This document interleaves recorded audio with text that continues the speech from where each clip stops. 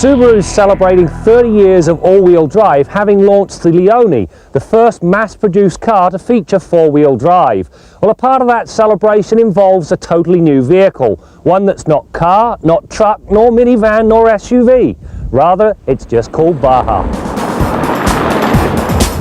For a brief period, Subaru flirted with traction control on some of its front-wheel drive vehicles. However, the powers that be realised the only way forward, at least from a logical perspective, was with nothing other than all-wheel drive, and for that decision I say thank you.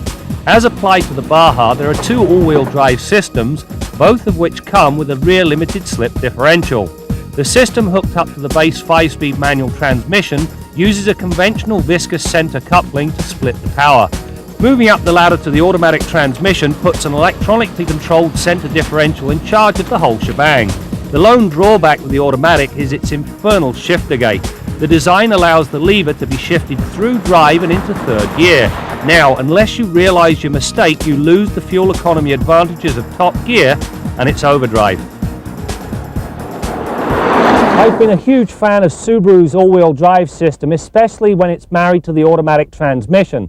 The reason is that it's proactive. For instance, if you nail the gas pedal, rather than waiting for the wheels to start spinning and then the all-wheel drive system hooking up, it automatically hooks it up before you pull away. And it's that makes the biggest difference in our Canadian winters. Riding on McPherson struts up front and the multi-link design in back, the Baja's blend between ride and handling is a good one. On the one hand, the Baja handled the pylon test with minimal fuss, meaning little body roll and limited understeer. It also makes minor off-road excursions a realistic proposition, as the long travel design puts 7.3 inches of ground clearance under the vehicle. That said, the all-season tyres limit just how much of Mother Nature's backyard you can actually explore. The Baja comes with a standard 4-channel, 4-sensor anti-lock brake system. As well as keeping the stops short and straight, the design gets a helping hand from the automatic transmission. When the ABS engages, the transmission selects third gear to reduce the effects of engine braking, which improves an already sure-footed feel. It's at the back here that the Baja makes the biggest difference. First of all, you've got a clean space for the passengers and a dirty space for everything else. Now, if this isn't large enough as it stands, what you've got to do, drop the plate down to keep yourself legal, lower the tailgate, and then flip out this optional bed extender. In this configuration, you've extended the box length by about 30%. Now, if this isn't long enough, then what you have to do is use Subaru's switchback. To operate the switchgate is a simple matter of lifting the seat base up and folding the seat back down. Now, what you've got here is a nice hard surface so you can store stuff back here without damaging the fabric on the seats. The switchback itself is simply a little door. Now you've got just over 7.2 meters from the seat back to that bed extender. Sadly, the opening for the switchback system is not quite large enough. Had Subaru made it about 3 inches wider, the front skis of a snowmobile would have fitted through the opening. As it stands, they won't. According to Subaru, this was done to preserve the body's structural integrity.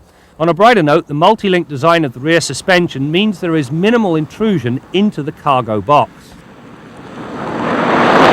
If you've sat in a Legacy or an Outback, you've sat inside the Baja, primarily because everything, at least as it holds in the front, is pretty much the same. It's just been bumped up with some louder and prouder materials. In the back it gets a little different, primarily because it's a 2+2. In the middle spot, you've got a cubby hole. Now, when it comes to head and legroom, it's on the tight side in both cases, and that's primarily because of the box.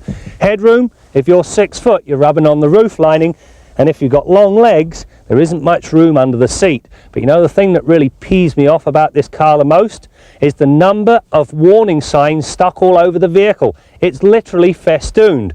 I know we live in a litigious society, but give me a break. The Baja is powered by Subaru's familiar 2.5-litre single overhead cam boxer engine. Now, this four-banger pumps out a respectable 165 horsepower and 166 pounds-feet of torque at 4,000 RPM, and so throttle response is pretty crisp. Part of the attraction for this unusual engine is the way it helps the handling. First, it sits low in the engine bay and so lowers the centre of gravity. Second, it allows the use of equal length drive shafts. This simple fact banishes torque steer from the Baja's balanced repertoire. Elsewhere, the Baja employs 3-point seat belts with pre-tensioners and force limiters, as well as dual front airbags. You know, there's no question the Baja is not going to be everybody's cup of tea. However, for those that want the comfort and convenience of a passenger car and some of the attributes of a pickup, well, the Baja is about the best the market has to offer, because unlike its truck-based competition, namely the Nissan Frontier, it's got ride and handling on its side as well as that all-wheel drive system. About the only thing it needs? Well, a 6-cylinder engine option would be nice.